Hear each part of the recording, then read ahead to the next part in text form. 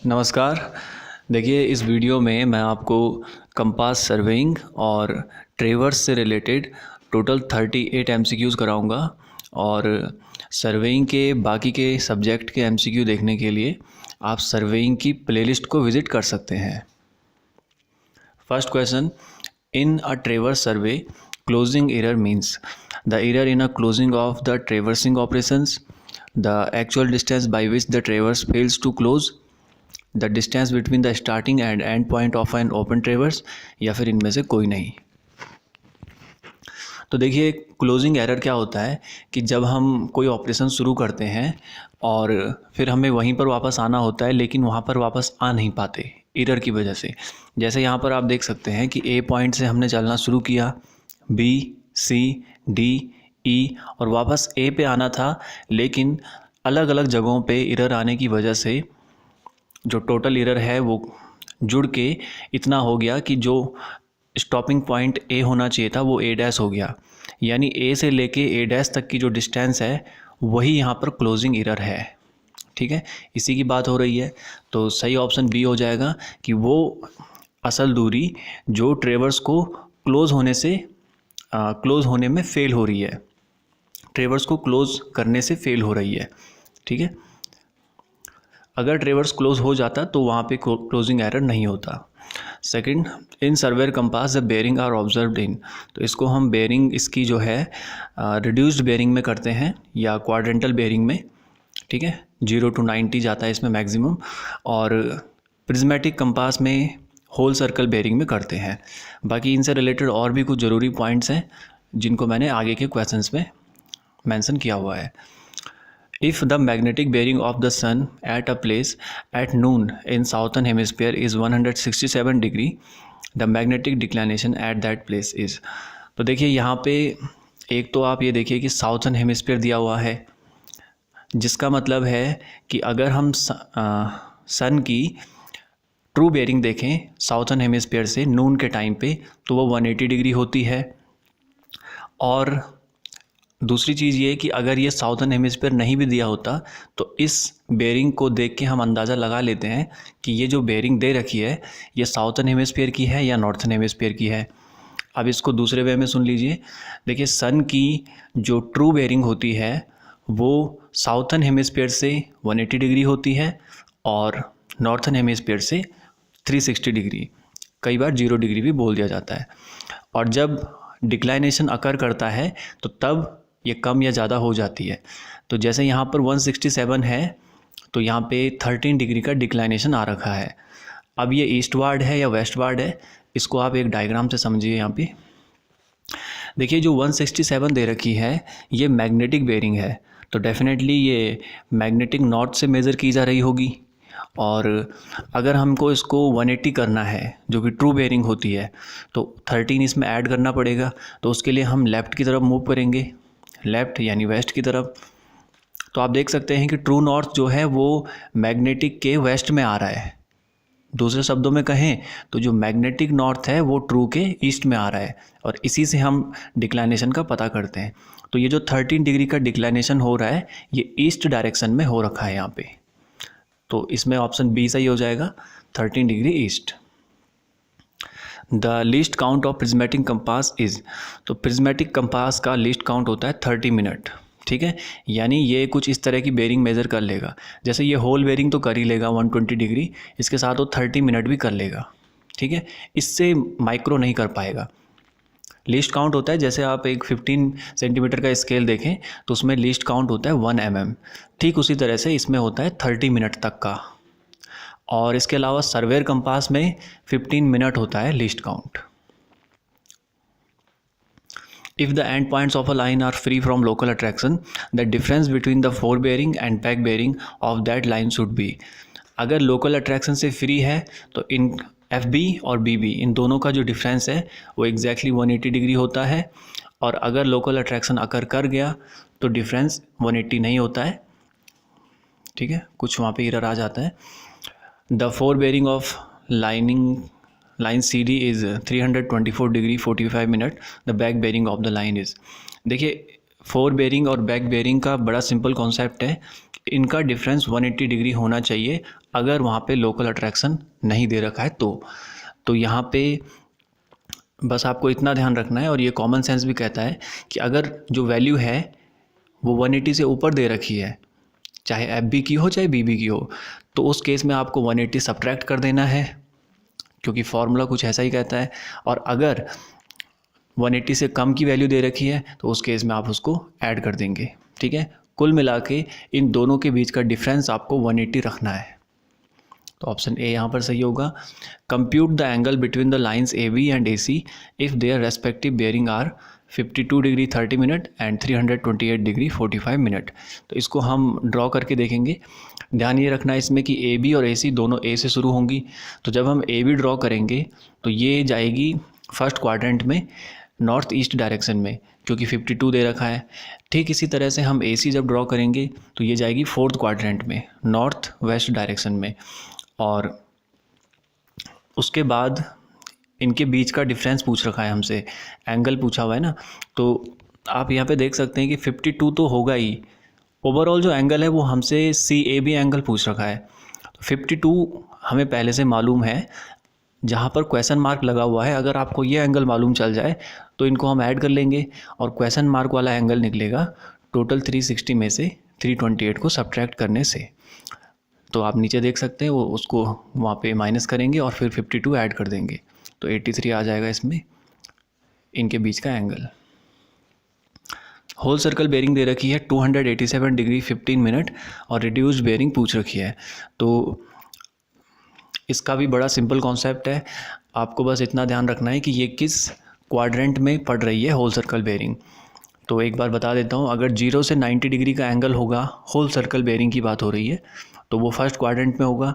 90 से 180 होगा तो सेकंड क्वाड्रेंट, 180 से 270 होगा तो थर्ड क्वाड्रेंट, और 270 से 360 होगा जैसा कि यहाँ पर हो रहा है तो होगा फोर्थ क्वाड्रेंट। तो फोर्थ क्वाड्रेंट के केस में हम क्या करेंगे, 360 में से सब्ट्रैक्ट कर देंगे जो भी हमें बेयरिंग दे रखी है। तो उसको माइनस करने से जो भी आएगा उसको हम नॉर्थ और वेस्ट डायरेक्शन के अकॉर्डिंग लिखेंगे। ठीक है, इसी तरह से अगर थर्ड क्वाड्रेंट की कोई बेयरिंग दे रखी होती तो उस केस में हम जो बेयरिंग दे रखी होती उसमें से 180 सब्ट्रैक्ट कर देते। ठीक है, सेकंड क्वाड्रेंट की बेयरिंग दे रखी होती अगर, यानी जैसे ये वाली बेयरिंग थी वो इधर की दे रखी थी, जो अभी मैंने एग्जांपल दिया वो यहाँ की बात करी। अगर सेकंड की दे रखी होती तो आप 180 में से इस बेयरिंग को सब्ट्रैक्ट कर देते, जो भी आता उसको फिर साउथ ईस्ट लिख देते। ठीक है, all right. The four bearing of the lines AB and BC are 40 degree and 120 degree respectively. The included angle between AB and BC. Draw करेंगे इनको हम, तो 40 डिग्री कुछ इस तरह से ड्रॉ होगा ऊपर की तरफ, 120 नीचे की तरफ आएगा। ठीक है, बेसिक मैथमेटिक्स लगाएंगे। और अब हमें इनका इंक्लूडेड एंगल पूछा है तो वो होगा एंगल ABC। और एंगल ABC आप चाहे तो इंक्लूडेड एंगल का फॉर्मूला लगा के निकाल सकते हैं, लेकिन यहाँ पे हम सिंपल मैथमेटिक्स से इसको सॉल्व कर सकते हैं। कैसे करेंगे, देखिए 40 का अल्टरनेट एंगल होगा ये वाला, और यहाँ से 120 ऊपर से आ गया तो 60 बचेगा 180 कंप्लीट करने के लिए, तो इन दोनों को ऐड कर देंगे, ये हो जाएगा 100। If the sum of the northings of a traverse exceeds the sum of the southings by 1 metre and sum of easting exceeds the sum of westing by 1 metre, तो रिजल्टेंट क्लोजिंग एरर और true bearing बतानी है respectively.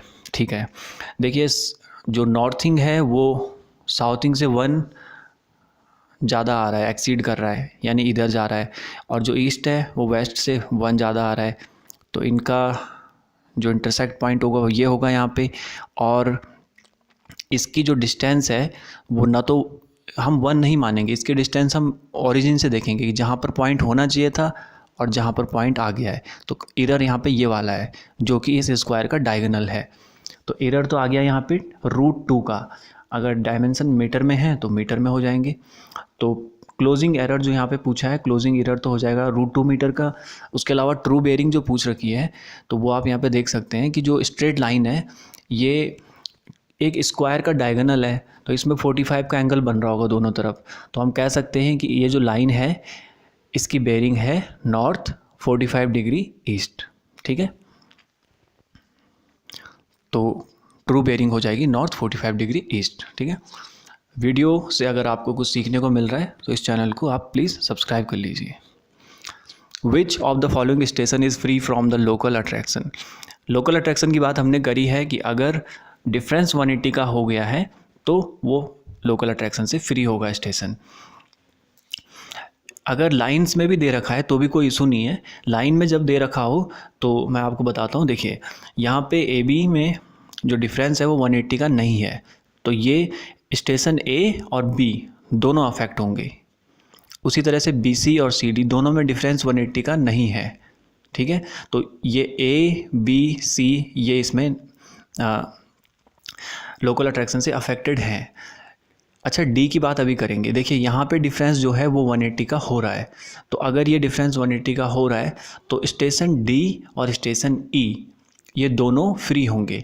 ई आगे हमारे पास नहीं दे रखा है तो बात सिर्फ डी की होगी, तो डी यहाँ पे लोकल अट्रैक्शन से फ्री होगा।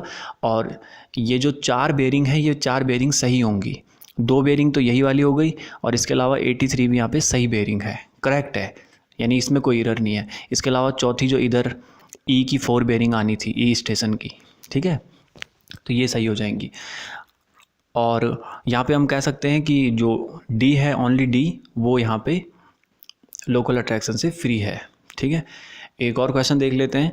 विच stations were affected from the local attraction. इस बार बताना है कि अफेक्ट कौन से हो रखे हैं। अगेन यहाँ पे लाइन में दे रखा है तो लाइन ए बी की जो बेयरिंग है उसमें डिफरेंस 180 का हो रहा है। ठीक है, देखिए मैंने पहले से कैलकुलेट कर रखे हैं, आप पहले आराम से इत्मीनान से इनको कैलकुलेट कर सकते हैं। तो ये जो डिफरेंस है वो ए बी में वो 180 का हो रहा है। ठीक है, तो स्टेशन ए और बी दोनों लोकल अट्रैक्शन से फ्री होंगे और बेयरिंग जो सही होंगी वो ये दोनों तो होंगी ही, साथ के साथ बी की 4 बेयरिंग और ए की बैक बेयरिंग ये करेक्ट बेयरिंग है। इसके अलावा जो 4 बची वो चारों यहाँ पे उनमें कुछ ना कुछ इधर है।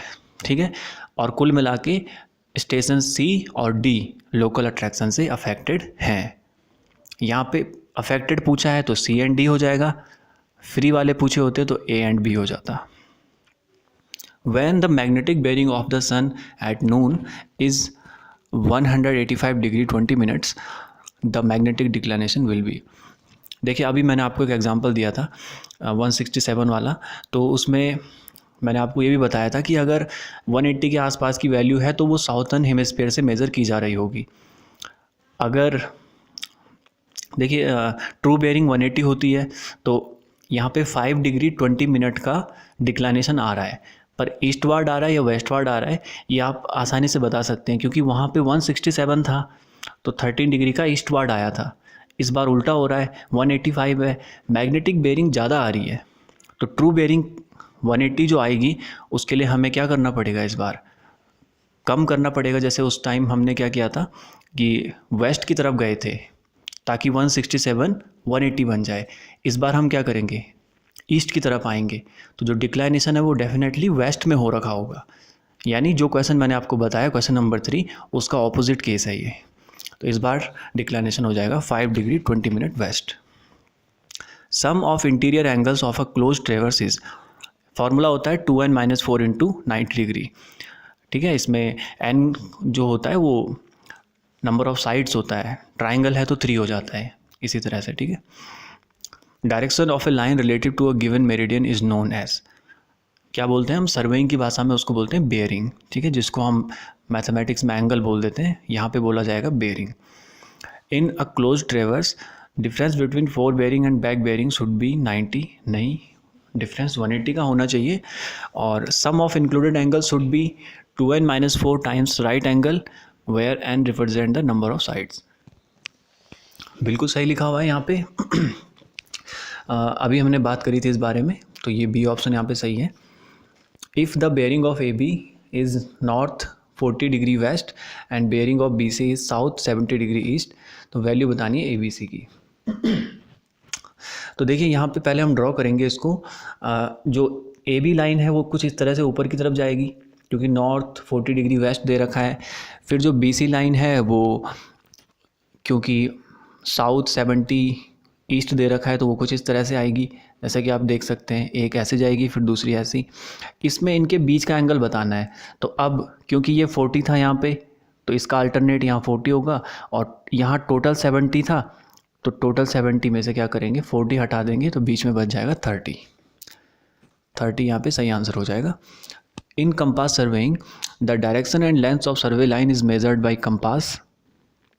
नहीं डायरेक्शन, हाँ ठीक है, लेकिन क्या लिखा हुआ है, लेंथ। देखिए इसमें लेंथ भी लिखा हुआ है, तो लेंथ हम कंपास से मेज़र नहीं करते हैं, सिंपल है, कंपास से हम एंगल मेज़र करेंगे और चेन या टेप से लेंथ मेज़र करेंगे, ठीक है। डायरेक्शन का मतलब यहाँ पे एंगल से है, तो ऑप्शन डी सही होगा, क्योंकि डायरेक्शन हम कंपास से मेज़र करेंगे, लेंथ चेन से करेंगे, लेकिन ए ऑप्शन यहाँ पे, सॉरी ए स्टेटमेंट यहाँ पे गलत लिखा हुआ है। Calculate the bearing of a line if magnetic bearing of the line is south 60 degree east and magnetic declination is 5 degree eastward. देखिए ये क्वेश्चन बहुत इंपॉर्टेंट है। जब हमें बेयरिंग होल सर्कल बेयरिंग में दे रखी होती है तो तब वहाँ पे काफ़ी आसान हो जाता है। अगर वेस्ट में डिक्लाइनेशन है तो हम वहाँ पे क्या करते हैं, उसमें से सब्ट्रैक्ट कर देते हैं कुछ इस तरह से, उसको हम अलग केस में बात कर लेंगे कभी। लेकिन यहाँ पे क्या हो रहा है कि रिड्यूस्ड बेयरिंग दे रखी है। तो रिड्यूस्ड बेयरिंग को समझने के लिए आपको क्या करना है, पहले जो आप ये मेज़र करेंगे, जो 60 डिग्री आप ड्रॉ करेंगे वो करेंगे मैग्नेटिक के अकॉर्डिंग। तो इसलिए हम क्या करेंगे, मैग्नेटिक नॉर्थ से इसको मेज़र करेंगे। तो पहले हम क्या करते हैं, मैग्नेटिक नॉर्थ और मैग्नेटिक साउथ के हिसाब से 60 डिग्री मेज़र कर लेते हैं, साउथ 60 डिग्री ईस्ट। उसके बाद डिक्लाइनेशन कैसा दे रखा है, डिक्लाइनेशन दे रखा है 5 डिग्री ईस्टवार्ड, ठीक है। अगर डिक्लाइनेशन ईस्टवार्ड है तो ट्रू नॉर्थ वेस्ट में होगा, जैसा कि आप यहाँ पे देख सकते हैं। अब उस लाइन को जब हमने ड्रॉ किया, ट्रू नॉर्थ और ट्रू साउथ वाली लाइन को, तो फिर यहाँ पे 5 डिग्री का मार्जिन आ रहा है। तो अब जो ट्रू बेयरिंग है वो है साउथ 55 डिग्री ईस्ट, आप देख सकते हैं यहाँ पे, ठीक है। तो कहने का मतलब ये है कि आप डायरेक्ट ऐसे फॉर्मूला याद मत कर लेना कि वेस्ट में होगा तो जोड़ देंगे, ईस्ट में होगा तो घटा देंगे, ठीक है। आप ऐसे ड्रॉ करके समझ सकते हैं इसको, खासकर रिड्यूस्ड बेयरिंग के केस में। ऑप्शन सी यहाँ पर सही होगा। ट्रू मेरिडियंस क्या होते हैं, पैरेलल होते हैं एक दूसरे के, नहीं पैरेलल नहीं होते, कन्वर्ज हो जाते हैं ये पोल पे, ठीक है। कुछ जगहों पे ज़रूर पैरेलल होते होंगे लेकिन एट द एंड ये पोल पे कन्वर्ज हो जाते हैं। कन्वर्ज यानी मिल जाते हैं एक जगह पे, इकट्ठा हो जाते हैं। ऑप्शन बी यहाँ पर सही होगा। वीडियो आपको पसंद आ रही है तो इसको लाइक कर दीजिए अभी। Inclination of the compass needle to the horizontal towards the pole is called.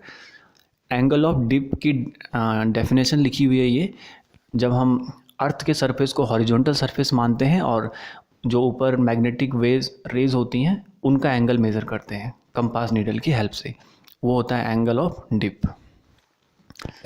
The dip of the compass needle, अब उसी एंगल ऑफ डिप की बात हो रही है, is constant, varies from place to place and is zero at the equator and maximum at the poles. देखिए constant तो नहीं होता है, बदलता रहता है अलग अलग जगहों पे। इक्वेटर पे क्योंकि जो लाइंस हैं वो हॉरिजॉन्टल सरफेस के फ्लैट हो जाती हैं, पैरेलल हो जाती हैं, तो उस केस में वैल्यू क्या हो जाएगी, जीरो। जब दो चीज़ें पैरेलल होंगी तो उनके बीच का एंगल जीरो हो जाएगा। और पोल से क्योंकि ये निकल रही होती हैं, ये अर्थ है सपोज़, तो पोल से ये निकल रही हैं ऐसे, तो वहाँ पे 90 का एंगल बन जाता है। और इक्वेटर पे आते आते ये फ्लैट हो जाती हैं सरफेस के कुछ इस तरह से, तो इस केस में ये जीरो हो जाता है एंगल। तो ऑप्शन बी बिल्कुल सही है कि भाई अलग अलग जगहों पे अलग अलग होती हैं, और इक्वेटर पे बिल्कुल जीरो और पोल्स पे मैक्सिमम यानी 90 डिग्री हो जाती है। Magnetic declination remains same at different places. Same नहीं होता, ये भी अलग अलग सर्कमस्टांसेस की वजह से अलग अलग बदलता रहता है। ये varies from place to place, बिल्कुल अलग अलग जगहों पे अलग अलग होगा। Quadrantal bearing of the line lies in the third quadrant making angle in clockwise with the north is. अब देखिए अभी मैंने आपको समझाया था ये थर्ड क्वाड्रेंट की बात की जा रही है यहाँ पे, तो ये है थर्ड क्वाड्रेंट यहाँ पे, ठीक है। अब इसमें जो लाइन दे रखी है इसके लिए अगर हमने क्वाड्रेंटल बेयरिंग लिखनी है तो क्या करेंगे, जो ये एंगल दे रखा होगा पूरा, ये तो थीटा दे रखा होगा, इसमें से हम क्या करेंगे 180 को सब्ट्रैक्ट कर देंगे। तो जब इसमें से 180 सब्ट्रैक्ट होगा तो बचेगा ये एंगल, ठीक है, सिर्फ इतना यहाँ से, और ये एंगल हो जाएगा साउथ वेस्ट डायरेक्शन में। ये एंगल कहाँ से आया, थीटा में से 180 घटा के। तो ऑप्शन यहाँ पे डी बिल्कुल सही लिखा हुआ है, साउथ, थीटा में से 180 सब्ट्रैक्ट किया जो भी आया, और west. Which type of error is represented by a close traverse if the algebraic sum of latitude of all the lines is 0। अगर लैटिट्यूड्स का सम, एल्जेब्रिक सम 0 हो जाए तो एरर वहाँ पे नहीं होता है, ठीक है। सेम केस आता है डिपार्चर में।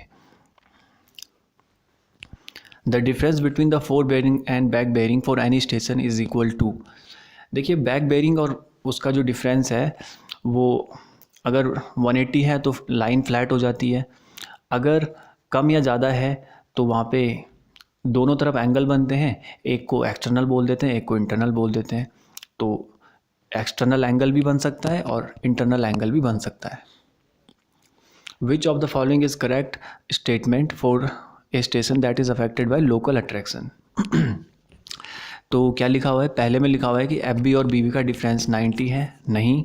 दूसरे में लिखा हुआ है 180 है, ये सही हो जाएगा, सॉरी अफेक्टेड बोला हुआ है तो बी भी गलत हो जाएगा। तीसरे में लिखा हुआ है एफ बी और बी बी का डिस्टेंस जो है वो 180 नहीं है, ये सही हो जाएगा तीसरा ऑप्शन, जब अफेक्टेड होगा तो नहीं होगा। Relative error of the closure is the ratio of.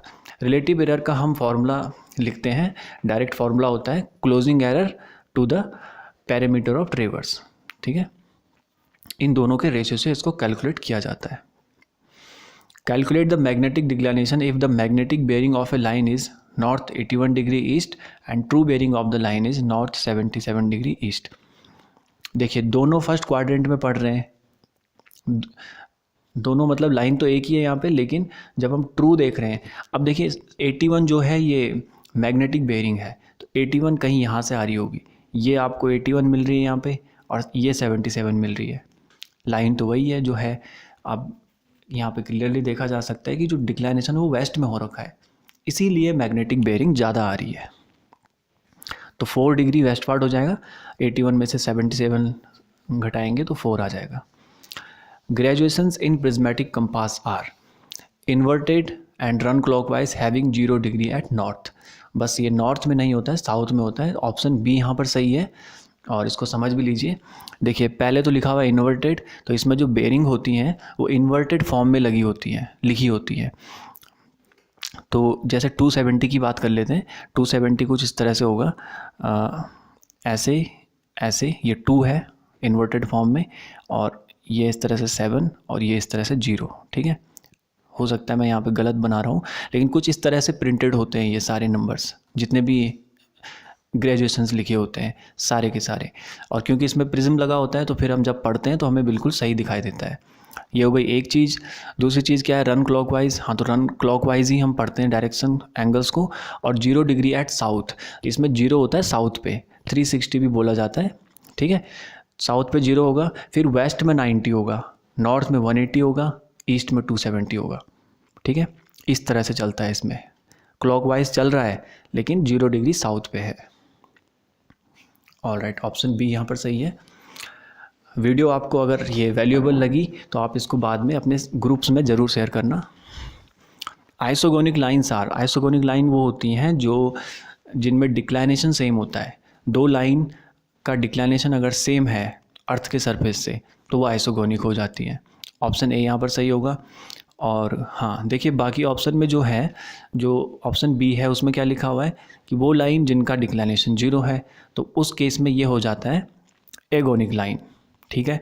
फिर इसी तरह से अगर सेम एंगल ऑफ डिप है तो आइसोक्लिनिक लाइन हो जाती है, जो कि ऑप्शन सी में लिखा हुआ है।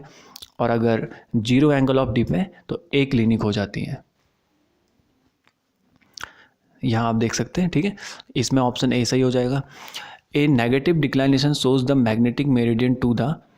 अब देखिए जो हम जनरल फार्मूला पढ़ते हैं, अगर डिक्लाइनेशन वेस्ट में हो रखा है, ये ट्रू नॉर्थ और ट्रू साउथ की लाइन है, और ये वाली जो लाइन है ये वेस्ट वार्ड डायरेक्शन को दिखा रही है, तो इसको हम नेगेटिव कंसीडर करते हैं। यानी जो वेस्ट में डिक्लाइनेशन हो रखा होता है उसको नेगेटिव कंसीडर करते हैं, और जो ईस्ट में हो रखा होता है उसको पॉजिटिव कंसीडर करते हैं, ठीक है। यहाँ पे बोला गया है कि नेगेटिव को हम किसके दिखाएंगे, किस साइड से दिखाएंगे, तो ईस्टर्न साइड नहीं होगा, वेस्टर्न साइड इसमें सही हो जाएगा, option B. Which of the following statement is correct for the whole circle bearing. पहले में लिखा हुआ है कि एंटी क्लॉक करते हैं, नहीं, इसको क्लॉकवाइज करते हैं। सेकंड में लिखा हुआ है कि एंटी क्लॉक कर, तो वो भी गलती हो जाएगा। It is always measure in clockwise direction from south end, C भी गलत है, साउथ को रेफरेंस नहीं मानते हैं। तो डी ऑप्शन बिल्कुल सही होगा कि इसको हम नॉर्थ एंड के रेफरेंस में मेज़र करते हैं और क्लॉकवाइज करते हैं, ये एक और पॉइंट है। In a closed reverse, the sum of the north latitudes is more than the sum of south latitudes, and also the sum of west departures is more than the sum of east departures. तो bearing of closed line बतानी है किस quadrant में पड़ेगी। जो question मैंने आपको कराया था उसमें और इसमें बस इतना फ़र्क है कि एक चीज़ तो सेम है कि नॉर्थ का जो है वो ज़्यादा है साउथ से, लेकिन वहाँ पे ईस्ट का ज़्यादा था वेस्ट से, यहाँ पे वेस्ट का ज़्यादा है ईस्ट से। तो कुल मिला के जो केस बन रहा है वो बन रहा है फोर्थ क्वाड्रेंट का, ठीक है। नॉर्थ का ज़्यादा है तो इधर जाएगा, वेस्ट का ज़्यादा है तो इधर आएगा, तो इस क्वाड्रेंट में पड़ रहा है बेयरिंग, ठीक है, लाइन की, क्लोजिंग लाइन की। तो ऑप्शन क्या हो जाएगा, सी सही हो जाएगा, north west quadrant. Fourth quadrant भी लिखा होता तब भी सही हो जाता। Angle between the prolongation of the preceding line and the forward line of a ट्रेवर्स। तो देखिए ट्रेवर्स में ये कोई लाइन है और ये फॉरवर्ड लाइन है, तो प्रीसीडिंग लाइन को जब हम आगे ड्रॉ करेंगे तो इस एंगल की बात कर रहा है वो, ठीक है। पिछली लाइन को जब हम आगे ड्रॉ करेंगे तो ये एंगल हमारा डिफ्लेक्शन एंगल हो जाता है। इसको आपने सिंपल सर्कुलर कर्व में भी पढ़ा होगा, ऑप्शन सी सही हो जाएगा। Bearing of the ट्रेवर्स line is calculated by, इसके अलग अलग मेथड हैं और जो दो मेथड हैं वो तो लिख ही रखे हैं यहाँ पे, इंक्लूडेड एंगल मेथड और डिफ्लेक्शन एंगल मेथड। दोनों ऑप्शन सही है, तो ऑप्शन सी सही हो जाएगा। Horizontal angle between the true meridian and a survey line is called, horizontal angle बिल्कुल ट्रू मेरिडियन की बात हो रही है, सबसे सिंपल जो स्टेटमेंट है। और क्वेश्चन इसलिए ये इंपॉर्टेंट है क्योंकि यहाँ पे एजीमत लिखा हुआ है,